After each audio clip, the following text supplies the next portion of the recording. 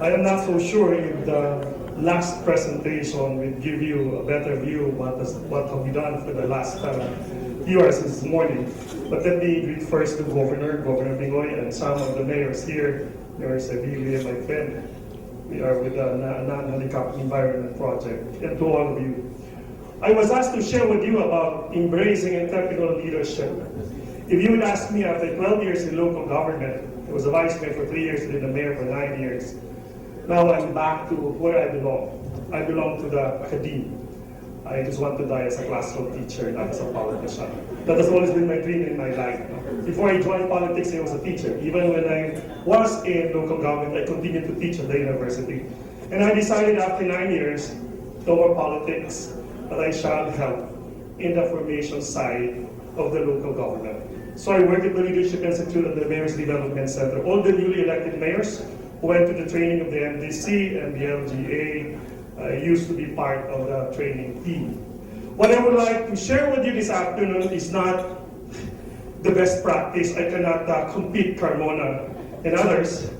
I will not share with you the best things in the poll. If you would ask me after 9 years, more of a success, more of a failure. I received a lot of awards and recognitions, national, international, but at the end I would still say, I was indeed a failure as a mayor.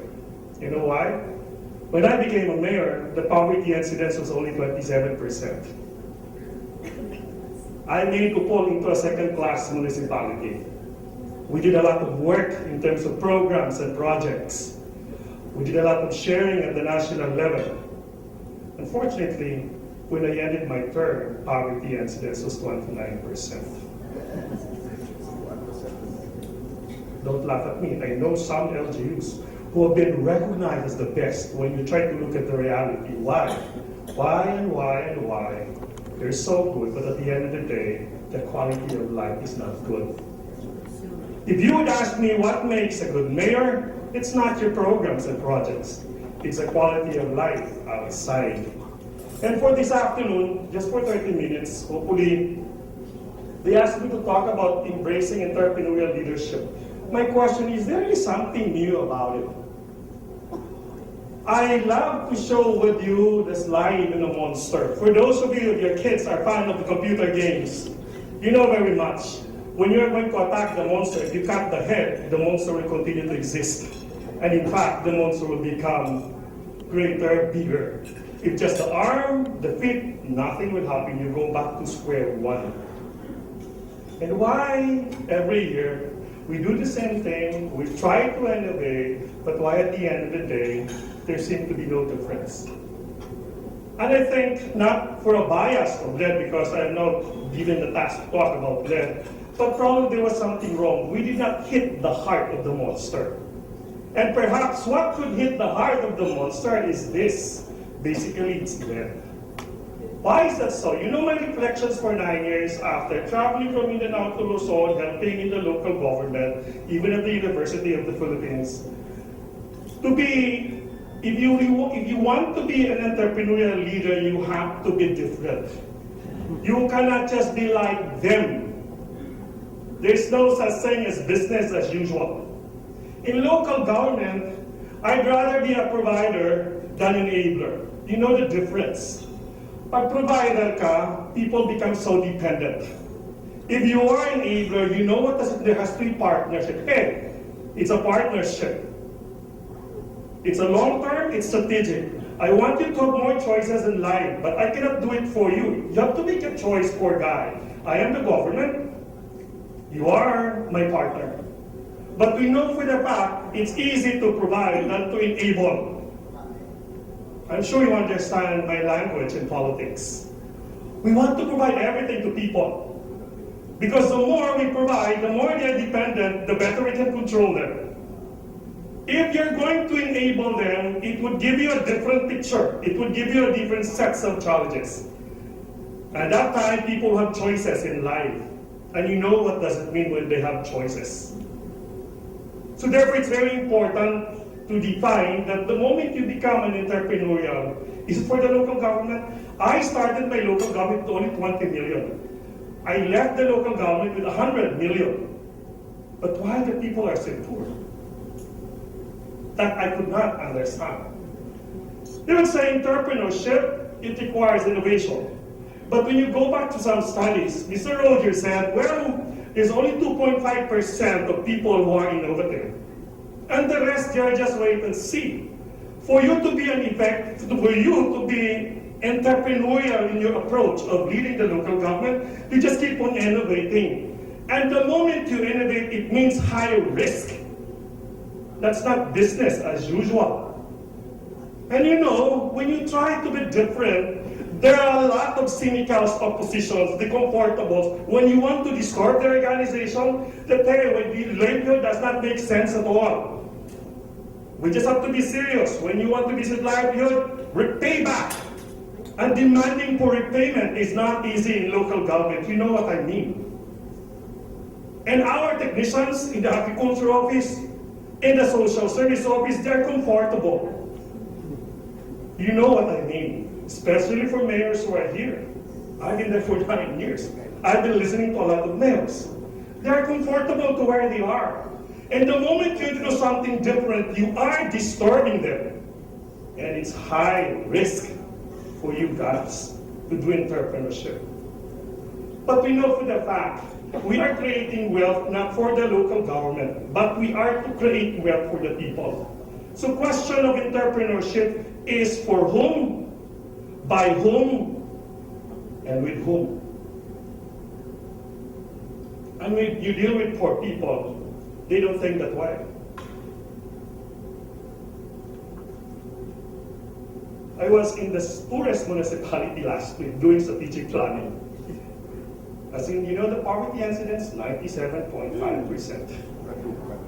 And the worst thing for the last 3 days, running the strategic planning with the local, with the mayor, the vice mayor, and the entire department heads of the council, poverty was an opportunity. Pinoy made an order that there should be a convergence in this area. And I have to strike at, hey, it's not an opportunity.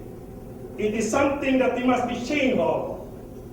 Because I told them, if you are going to ask them to this kind, I just got it on the internet, I asked them, oh, nasaan ang gobyerno yan? Nasaan ang tao? And you know very much in local government, our money keeps on increasing every year. Year 10% increase. And the moment you're so good in our economic enterprise and your collection efficiency, my God, money will just double. But the saddest thing, when I told this local government, hey, look at your money compared to my town. Your cost per capita is much, much higher. Your poverty incidence is 97, mine is only 29, but I couldn't understand. You have lots of money. And I think we just have to accept this. The government, especially at the local, our money is increasing, but the quality of life, perhaps it's not in Carbona and other places, but if you go around in this country, that's a reality. So I've said, in the private sector, we make the customer happy in order to get money. In the public sector, it's different. We raise money so that we deliver services so that our people will be happier. It's not profit, but rather development. But we know that all of this, no matter what, the critical question now is on leadership. Can you take the lead? But the question is for whom? It's basically for this. They become hopeless, and they felt that nothing will change. We just change the leaders up there, but their lives still the same. So what kind of leader that they need? It's this. Entrepreneurial leadership means change, not business as usual. And change is a choice. And it's a daily choice. Gandhi said, you know, if you want to make a difference, all you need is just a few determined spirits. And for me, if you want entrepreneurial leadership, we just need a few. Don't expect all of us will make it. Don't expect all of us will be embracing this kind of leadership. In this room, if you have 5 or 6 leaders who are willing to take the risk, I think we are already successful. We have been doing all these trainings many times, in many avenues, in different sponsors.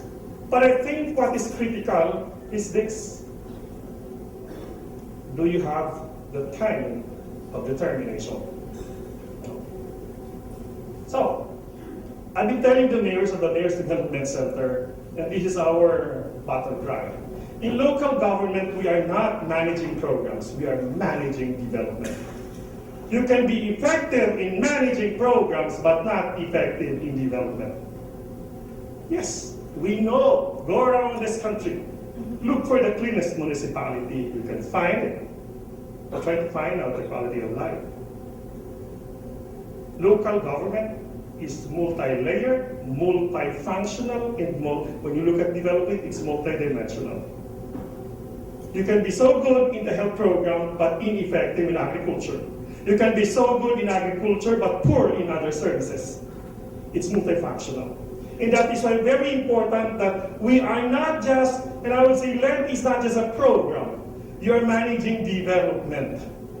And when we speak of development, it's always outside, not inside. For LED, that is at the end, when it will be successful, when there is interdependency. The challenge is to graduate from this. Pwede ba? We become more independent. But we don't want you to be independent, we want you to be interdependent. And I think for different stakeholders, that is the basic challenge. So you can hit the target of the program, but miss the point. You can be so good in running the program, but missing the point. Let me tell you my failure. Let me run through this, okay? So, when I became a mayor, LGSP-LED first project. So we were given 70 million for a farm to market road, plus other projects. Anyway, so this was the picture, and they'll say it's because there is no farm to market road, there is no access to market. So we were granted 70 million. Roads are now available, and production increased. The poverty incidence was 37% prior to the project. Guess what? After the project, poverty incidence continued to rise. Did I hit the target of the project? Yes, very yes. But I missed the point. When I got to the Balay campus, I said, what happened? And they gave me a litany of reasons why, despite the project, poverty incidence continued to rise. No shortcut answers. No shortcut answers. And that is why it's very, very important to bear in mind all the times that we are not managing programs, that we're managing development. The moment that is our consciousness, then the different perspective is that, hey, look at the other side, not at the internal side. It was frustrating. Now my brother is now the mayor. Nag-away kami. Kasi he allowed the palm oil plantation. Oh, I told him, study, make a research. And he said, Mano, still poverty is high. We just have to invite this kind of investors. I've been telling a lot of mayors, not all investors will address poverty. I knew there are places where this could be good, but I told him, the moment you enthuse, you allow that, it will just add up to additional problems in society, particularly in these areas. That could be a biased opinion of mine. But I did study all this. I tried to track what happened to Malaysia, what happened to Indonesia. Probably my bias is always on result. My bias is always on poverty. And I think that's the reason why LED is here. And I think that's the reason why LG is spending a lot of the resources to address that. We might be so excited on the programs and the projects, but the end is that did it improve the quality of life? My worry is that, hey, this is a good project, but when I told him, look at this, how much are we earning? At the end of the day, poverty will continue.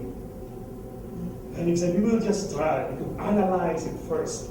There are no shortcuts to development. He said, but we are frustrated already. No way. you cannot just simply give up right now. We know that we failed, but that's not the reason that's why we should give up. But anyway, he's the mayor, so I just give in. My bias is always on, okay, you have all the investors, but question, is the distribution of income equitable? Is the distribution of income equitable? For me, that is always my bias. If I'm going to invite you, I've been telling you that there are projects and programs which may be counterproductive of the local government or of the locality. And it's very important to be critical and analytical about this. Not all projects and programs you should welcome. We just have to say no way. Especially pag projects like infra, Michael, all the equity. I've been telling a lot of mayors, do not just accept all infra projects because your entire organization will be disturbed. Hindi, 10% like even then. For a poor municipality, a 10% would mean you have to sacrifice other basic services. And I know in Mindanao, there are a lot of projects that have been introduced, but why at the end of the day, people are still poor? It's high time now to ask all these questions from time to time. So what is the challenge? It's not just leadership actually. It's the organization, the local government unit. It's easy to make one a great leader, but to build a great organization, it's really difficult. So when we speak of a great organization, according to Jim Collins, he said, well, you just have to have disciplined people. Because if you have disciplined people, you don't need guidance. They don't need guidance. They are self-motivated. And they know they can think strategically, and they know what to do. But in local government, it's different. For mayors, we know. When we join the government, we know what kind of people we have. You know what I mean? And it's sometimes very frustrating. No matter how entrepreneurial I am, but you know, my social worker, my health officer, my agriculturist, they are in their comfort zones. And they were not appointed because of competence, but because of accommodation. And so therefore, at the very start, we have the wrong people in the organization. And it's now a challenge for us. So what happens? They work not because of passion, but because of compliance. And what happens when you're gone? Your project and your program will also die. How many Gawad Galing Book awardees in this country try to visit their places and find out whether their projects have been sustained? You will be frustrated. The reality is that it is anchored on the leadership, purely on leadership. So the challenge for LED to be effective, focus now from the great leadership, we are now to graduate to the organization. Well, basically we know this, engagement is the basic requirement. When you engage, you know what does it mean. So therefore I would say, in my 9 years of experience, when you want economic development to take place, strike a balance between the hard infra and the soft infra. Mayors, they love so much the hard infra. Then we know what happened. When you spend so much of your energy, so much of your resources for hard infra. And this is always our slogan, as if the infra can make a difference. Our challenge now for you to become entrepreneurial is to strike a balance of the hard and the soft. If you'd ask me what are the capitals of development, we know. Basically, the physical capital, the infrastructure, but that's not enough. Some would say, well, you need the financial capital. It's true, you need that kind of capital in development. Others would say, well, unfortunately, our place is not as good as the place of Governor Pingoy, the capital for corn in the region. What about technology? There's an absence. But say, well, we can provide you the best human capital. But my bias, my reflection, my biased opinion, and my limited observation, I would say for me the most important capital for entrepreneurial leadership is the social capital. At the end of the day, the poor people must help themselves. They must work collectively. not individually. Which means we just have to look up as the usual lecture that we've been hearing. Instead of looking at them as needs, but then we look at them as assets. And it's easier said than done. When you try to examine their assets, it's not easy. It is not just what skills that they have, but even the way, what they believe, and their aspirations, it requires a lot of work. And in the LGU, we don't have the capacity to do those kind of things. But the challenge for us is try to look at more on the assets of your people. You thought all the while that because you have a very good program or project and you're trying to respond to their needs, but if you keep on responding to their needs, you will just be frustrated at the end. Try to start with the assets that they have. And it's very important to take note that sometimes at the national level, that they're attacking the national government. But in many cases, their policy is one size fits all. What is a policy in Batanes, it's a policy in Sulu, and etc., etc. And it might be good to examine all those things very clearly. So as I've said, you want a different kind of leadership, it's a matter of choice. And for many, to make a choice is the most difficult thing. It's not easy to make a choice. I'd rather be with what is popular, with the trend. Interpersonal leaders, they're very strategic. Just like this picture. That's the moon. As if he's holding the moon, but actually he's not. But it's so clear to him, just like JFK. Before the end of the decade, the United States of America will send a man to the moon, and the man will return towards faith. He was assassinated. They did in 1969. Martin Luther King said, "I have a dream that someday the sons and daughters of the former slaves and the sons and daughters of the slave owners will sit in one table under brotherhood. I have a dream that someday my children will not be judged by the color of their skin, but by the content of their character." Very strategic. Can you think that way? Mayors think in 3 years. To be strategic, it has to be more than 10 years. And it's a choice. It's not easy. People who are hungry, they cannot think even a year or 2 days. They think of one day. I've been doing this training for winning elections.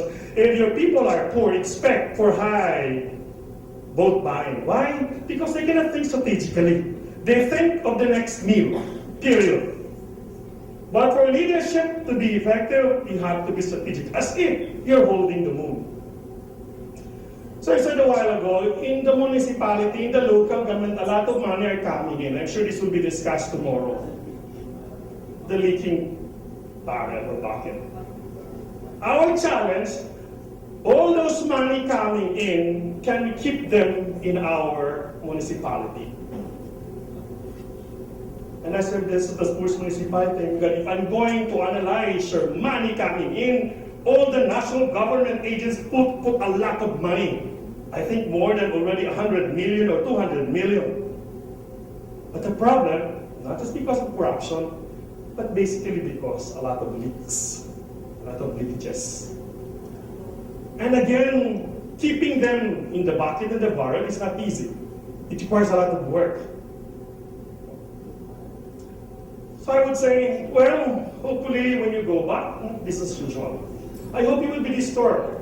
What is stupidity? Doing the same thing over and over and expecting different results. Oh, I would like to be Carmona. Oh, really? Do a different thing. But if you just have this aspiration, so inspired with Carmona, so inspired with other LGUs, and then when you go back, business as usual, you're stupid. So that's stupidity.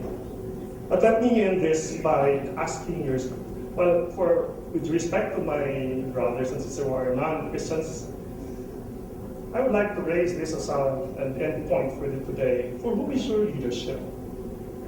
For whom? I gave this 2 weeks ago I was doing a teaching class with a PNP for those who would like to go into the higher position. For whom is your leadership? sorry about my bias in on the Christian faith again. Not to, I don't want to be exclusive, because in the LED it has to be inclusive. But unfortunately, this is my presentation. I think it's important to go back. Whom are you following? And we know we're always reminded by the cross. And very interestingly, what did Jesus say? For those of you who want to follow me, must deny yourself and take up your cross. There are 3 requirements. Make a choice first. God did not say, follow me now. Make a choice. The moment you make a choice, deny yourself. And take up your cross, not once, not twice, but daily. And so for Holy Spirit leadership, this is my favorite part in the whole week. The King of all kings, the very powerful, he washed the feet of his disciples. He said, for whoever makes himself great shall be humbled, and whoever humbles himself shall be made great. So, Spider-Man said, with great powers come great responsibility. So if you are going to be an entrepreneurial leader, please do not forget that your first client is the prodigal son, the lost of our municipality. And I think you are not just for the investors. We don't make ourselves beautiful for the investors, but to make ourselves more beautiful to the lost. And we know in our municipality there are those who are already lost. Just like the prodigal son. Not only for the lost, but the least. Just like the story of Lazarus. For the last. Let me end this by sharing with you a story that I got from the book, The Blind Man and the Lame One. So that, we were inspired of the best practices, but we just have to acknowledge that, we have all the incapacities, the incompetence, and the limitations. But it might be good a point for reflection as we end our day. A blind man and a lame one were caught in a forest fire. They were terrified. The blind man ran straight for the fire. The lame one shouted out to him, "Don't run in that direction." "Well, where should I run?" asked the blind man. The lame man told him, "I could show you the way as long as you want me to, but would have to carry me on your shoulders. From the vantage point, I could tell you where the snakes are and the thorns and fire, and you could both gain safely to the city." The blind man thought that it was a good idea, and so the two of them are cooperating to this very day. And that is led. Thank you very much.